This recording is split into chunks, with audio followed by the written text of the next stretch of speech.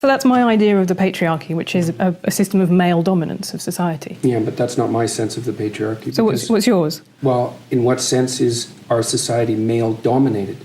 The fact that the vast majority of wealth is owned by men, the vast majority of capital is owned by men. Women do more unpaid labour. Very tiny proportion of men, and a huge proportion of people who are seriously disaffected are men. Most people in prison are men. Most people who are on the street are men. Most victims of violent crime are men. Most people who commit suicide are men. Most people who die in wars are men. People who do worse in school are men. It's like, where's the dominance here precisely?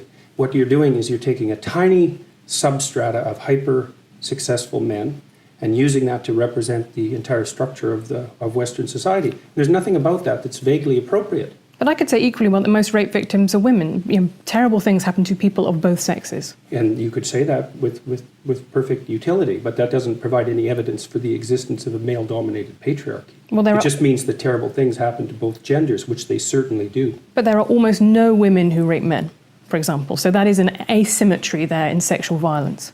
Well, yes, there's an asymmetry in all sorts of places, but that doesn't mean that Western culture is a male-dominated patriarchy. The fact that there are asymmetries has nothing to do with your basic argument.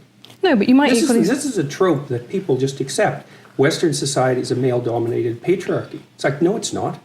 That's not true. And even if it has a patriarchal structure to some degree, the fundamental basis of that structure is not power, it's competence. That's why our society works. It's only when a structure degenerates into tyranny that the fundamental relationships between people become dependent on power.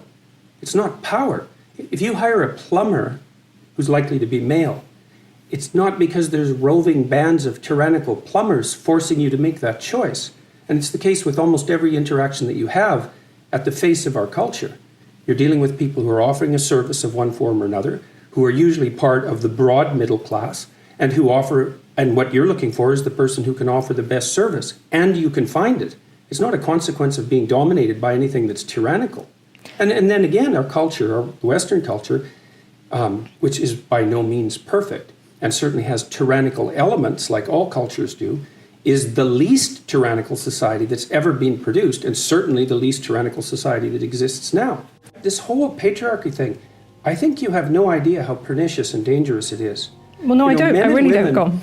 Throughout history have fundamentally cooperated to push back against the absolute catastrophe of existence.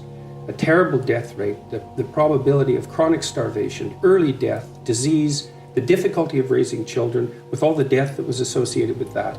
And to look backwards in time and say, well, basically what happened was men took the upper hand and persecuted women in this tyrannical patriarchy. It's absolutely dreadful misreading of history. It's a terrible thing to teach young women, and it's a horrible thing to inflict upon men.